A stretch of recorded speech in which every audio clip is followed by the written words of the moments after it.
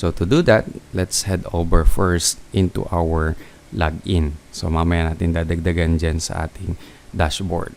So in our login, again, in this part, okay, ng session start po natin, we're going to add a token.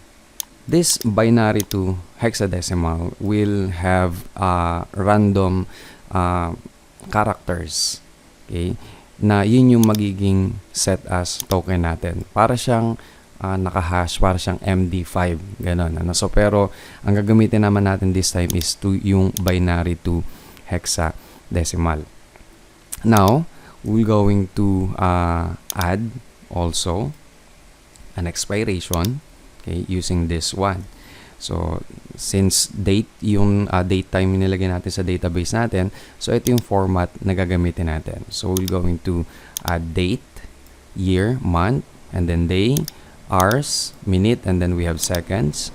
Now, etong string to time na plus 2 minutes, okay, so you can modify this plus 2 minutes. So, ang idea kasi nito, for example, i-update natin yung ating database here, okay, so ating tokens. Okay. So, mag-a-add tayo ngayon dito ng ating token. Ito yung example natin ng binary to hexadecimal. And then, mag-a-add siya ng expiration. Okay. So, mag-a-add siya ng expiration kung kailan siya magla-login. As you can see, kapag ka bago siya mag-header location sa dashboard. So, ngayon, yung ilalagay natin ditong timer, yun yung magiging session timeout or yung expiration ng token natin, kung how long ba maglalast yung token na yan. So, for example, gusto mong gawin dito na mabilisan lang, 1 minute. So, after 1 minute, yun nga lang, pagka na-refresh yung dashboard natin, and then, of course, mag-check siya ulit from top to bottom, ang mangyayari doon, magla-log out ngayon yung user natin. So, we will, hindi naman natin gusto na isang minuto, kada minuto nagre-reload or nagla-login yung user natin. So, pwede natin ilagay dito, let's say, 30 minutes. Okay? Pero for the sake na makita natin to in actual, I'm going to use plus, let's say, okay, so this one is string to time, i-convert niya yan into time. Okay? And then, idadagdag niya ngayon dito sa ating date. Okay? So, technically, ganun ang ginagawa nitong line of code na to. Now, right after that, tataas natin tong password natin, yung close ng password natin, dito natin siya ilalagay. And then, magkikreate tayo ng prepared statements natin to insert this token and expiration sa ating tokens table. Since we are preparing that, we're going to bind that statement.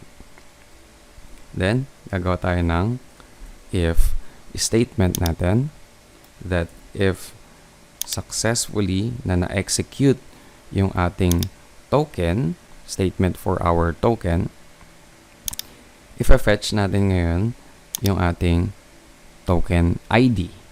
Okay? Bakit natin kailangan i-fetch yung ating token ID? Kasi, meron na ulit tayong prepared statement. Okay? Wherein, kaya natin inilagay dito yung ating, yung sa may passwords natin, yung ating token ID as null, kaya naka-null yan, is i-update natin ngayon kapag nag-login na tayo yung token ID na na-fetch natin upon inserting nitong parameter na ito. Okay, so after preparing, so the next step is to bind that parameter. Okay, so since dalawa yung question mark natin dito, we have dalawang I. Okay, so since ID, and then we have here password ID. Okay, so kailangan natin makuha yung pinaka password ID. Yun yung password ID na gagamitin din natin or yung ginamit natin dito sa may itaas kanina. We're going to reuse that. Now, if this set token. Okay, so sa nag-set tayo ng token, if that token settings, okay, is successful, dun pa lang tayo magkaganito. Okay, kakat natin yan, then paste natin dito. Session start, we're going to store the username, and we will going to add token. $sign token. Okay, so saan nanggaling yung token na yon? Yung i-convert natin na yon. Okay, and then head over to dashboard.php. Now, we will going to close this, yung set token natin. Properly close lang natin yung mga ginawa nating prepared statements. And this one also. Okay, so ang kino-close natin dito ay yung token in here, yung set. Oh, wait lang. I think this one is okay. And then we have incorrect password in here. So in here, bilhin natin to. We have here else statement,